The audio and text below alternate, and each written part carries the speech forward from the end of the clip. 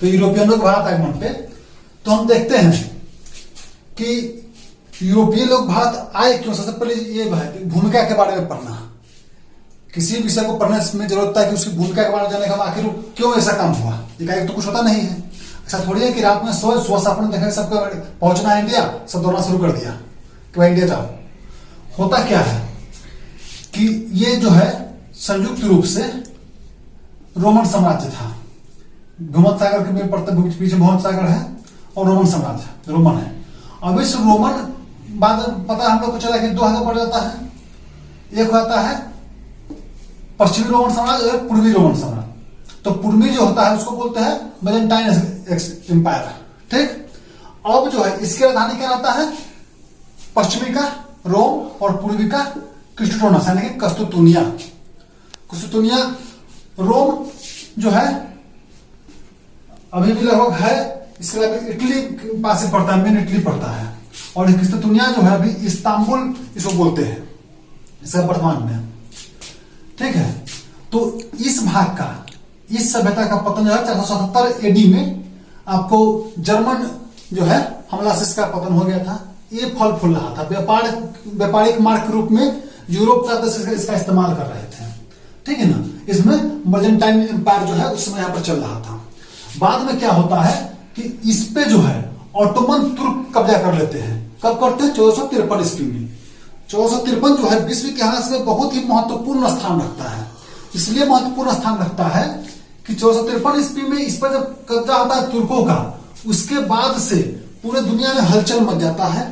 तुर्क जो है इसको यूरोप का व्यापार यहाँ से रोक देते हैं और सिर्फ जो है मुस्लिम कंट्री को यहाँ से आने जाने का रास्ता देते हैं। तब क्या होता है कि यहां से शुरू होता है इसका दो चीज, एक तो भौगोलिक खोज का युग शुरू होता है और दूसरा पुनर्जागरण का। पुनर्जागरण से मतलब क्या होता है, पुनर्जागरण का मतलब होता है फिर से जगना। मतलब मानते थे हम लोग कि मध्यकाल में जो है हमारा डेवलपमेंट, हमारा बौद्धिक विकास जो काफी स्लो हो गया था और पुनर्जागरण को ही माना गया कि ये आधुनिक काल की शुरुआत माना गया है। हर जगह अलग अलग होता है। ठीक है, तो होता क्या है कि यहां पर जब तुर्कों का कब्जा होता है तो ये लोग जबरन जो है लोगों को मुसलमान बनाना शुरू करते हैं यहाँ पे और बुद्धिजीवियों को परेशान करना शुरू करते हैं। तो यहाँ से बुद्धिजीवी जो है भागना शुरू कर देता है। तो भागना शुरू करता है तो सब भाग के आता है इटली में। इटली में क्या होता है, इटली जो है आपको भूमध्य सागर के बीच का क्षेत्र है। आप इटली का जब मैप देखिएगा, जैसे ये इस तरह से है और इसका इतना भाग, इस सब ये जो भाग है ना, सब समुद्र के अंदर में है, भूमध्य सागर के अंदर में आता है। ठीक, तो भूमध्य सागर के अंदर में आता है तो व्यापारिक रूप से काफी समृद्ध था, बहुत ही व्यापारिक रूप से समृद्ध था ये क्षेत्र। तो सभी को जहां समृद्धि होता है वहां ज्ञान की पूजा होती है। जब पैसा रहेगा तो आप जो ज्ञानवान है उसको आप यथासंभव जो मदद कर सकते हैं, दे सकते हैं। जब अपना खाना नहीं रहे तो सब क्या खिलाएंगे। तो ये समृद्ध था तो यहाँ लोग आना शुरू कर दिया और इसीलिए माना जाता है कि पुनर्जागरण की शुरुआत इटली से हुई थी। अब क्या होता है, जब पुनर्जागरण लोग ज्ञान मिलना शुरू होता है तो प्रबोधन की स्थिति आती है। प्रबोधन की स्थिति क्या, किसको कहते हैं? प्रबोधन की स्थिति होता है कि मन में बोध का जगना, बुद्धि का विकास होना। जब बुद्धि का विकास होता है तब ये तर्क लोग करना शुरू करते हैं। हर चीज पे तर्क शुरू होता है, समझे। कोई कहता है आपको कि भाई जाइए मक्का में माथा टेक के आइएगा तो आपका जीवन सफल हो जाएगा। तो कोई कहता है कि जाइए अमरनाथ का यात्रा करके शिव जी का दर्शन करके ये तो सफल हो जाएगा। तो तर्क उस वक्त होता है कि आखिर क्यों होगा सफल। तो ये तर्क जो होता है वो बुद्धि के थ्रू होता है। तो यहां जब प्रबोधन होता है तो बुद्धि का शुरू होता है। उसके बाद क्या होता है, आप देखिएगा कि ईसाई धर्म जो है, ईसाई धर्म में दो तरह के का चलता है। एक तो होते हैं जो प्रोटेस्ट कर रहे हैं, ठीक है, जो प्रोटेस्ट करते हैं उसको बोला गया प्रोटेस्टेंट। दूसरा जो ट्रेडिशनल को मानते हैं वो कैथोलिक हो गया। तो ईसाई धर्म में वहां से धर्म सुधार आंदोलन शुरू हुआ था, मतलब धर्म सुधार आंदोलन वहां शुरू हो गया। अब कहता है कि भौगोलिक खोज जो उस समय काफी तेजी से होना शुरू होता है। तो भौगोलिक खोज जो हुआ इसका क्या रीजन था, क्या इतना तेजी से शुरू हो गया। तो इसमें हम देखते हैं सबसे पहले 1453 का जो घटना है, ऑटोमन तुर्क जब कब्जा करते हैं कस्तुतुनिया पे, ये घटना सबसे महत्वपूर्ण था। इसके अलावा शासकों का प्रोत्साहन हम देखते हैं कि आपका ये स्पेन, पुर्तगाल, ये सब जो है काफी प्रोत्साहित करता है यात्रा करने के लिए, ठीक है। आर्थिक मदद करता है। इसके अलावा उस समय आविष्कार होता है, जैसे कंपास का आविष्कार बहुत महत्वपूर्ण था उसमें यात्रा करने के लिए। उसी बहुत सारा आविष्कार हुआ जो यात्रा को आसान बनाया। इसके अलावा धार्मिक रीजन भी था। धार्मिक रीजन क्या था कि उस समय इस्लाम का जो है शासन जो है जब कब्जा करके और अपना धर्म को बढ़ा रहे थे, उनको ये मोटिवेशन वहां से मिलता है कि जबरदस्ती भी जो है कब्जा करके और अपने धर्म को बढ़ाया जा सकता है। इसीलिए वो भी चाहते हैं कि नए नए जगह खोजे जहां कब्जा कर अपने धर्म को बढ़ाएं। तो ये धार्मिक कारण था। ठीक है, अब आते हैं कि होता क्या है।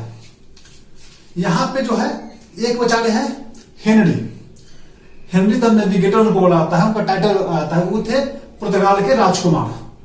वो ये अफ्रीका है, इस अफ्रीका का बहुत बार यात्रा किए हो और इसका मैप बनाते हैं। ठीक, उस समय तक आपको मार्को पोलो जो है वो चीन में यात्रा कर चुका था और वहां का विवरण जो है वो प्रिंट करवा के जब वो जेल में बंद रहता है तो अपना वो विवरण यात्रा वृत्तांत लिखता है। तब लोग पता चलता है कि चीन जो है काफी समृद्ध था और उसको पता चलता है कि भाई उधर भी दुनिया है जो काफी समृद्ध है। ये लोगों को पता नहीं था कुछ, सब बुड़बक लोग था उधर। यूरोपियन जो था शुरू से बुड़बक सब था। ये लोग क्या इधर क्या क्या है, कहता है समृद्धि उधर है। जब पता चला तो भाई खोजना शुरू करो। अब खोजना शुरू करने के लिए हुआ तो ये लोग को जो है, अच्छा दूसरा बात क्या था, ये लोग मसाला खरीदता था किससे, अरब से। अरब वाले से पता कर मसाला आता कहां से, चूंकि कभी तो टेस्टी खाया नहीं था। जब मसाला खाया तो उसको टेस्ट मिलना शुरू हो गया। अगर टेस्ट जब मिलना शुरू हुआ तब भाई जो एक बार खा लगा देखता है, जब तक जो शाकाहारी है वो शाकाहारी रहेगा, भाई हत्या पाप है, ये है वो है। जब जैसे मटन बनाया हुआ खाता, चिकन खाता था, खाना शुरू कर देता है, कह रहे बड़ी टेस्टी होता है। लेकिन तो कहने का मतलब कि मसाले का टेस्ट इसको मिला नहीं था तो लोग ठीक ठाक थे। जब टेस्ट मिल गया, अब बच्चा मसाला के लिए पागल था। ये लोग मसाला अरब वाला जो है इसको अपने मनमाने रेट पर बिक रहा था। ये लोग अरब से पूछ रहे थे लाते कहां से हैं, बता नहीं रहा था। बजाते कहां है, यह नहीं बता रहा था, कुछ नहीं बता रहा था। तुम छुपैले था, इधर कोई क्षेत्र है बातें से छुपैले था, समझे। और पूरा मुस्लिम एम्पायर था। तो ये लोग जो है इधर से सबको अन्य जगह यात्रा करने के लिए, अब क्या हुआ कि ये लोग एक तो मसाला का देश यानी कि इंडिया खोजने के लिए वहां से निकलना का प्रयास करता है।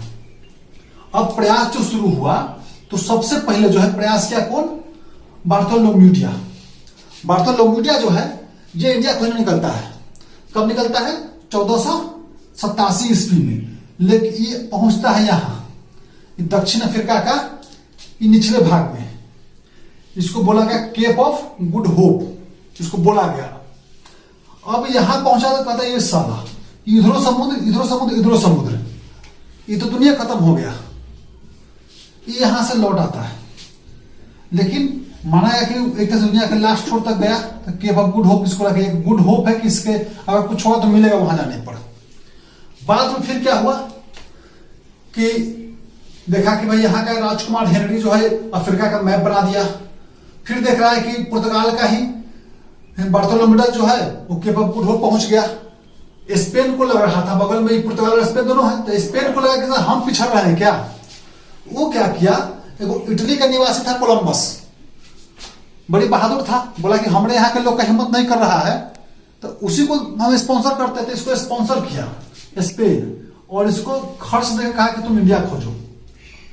कोलंबस क्या किया समझे, बोला कि इरेटोस्थेनीज जो है फॉर्मूला बनाया है पृथ्वी के परिधि का, उसके आधार पर मैप बनाया।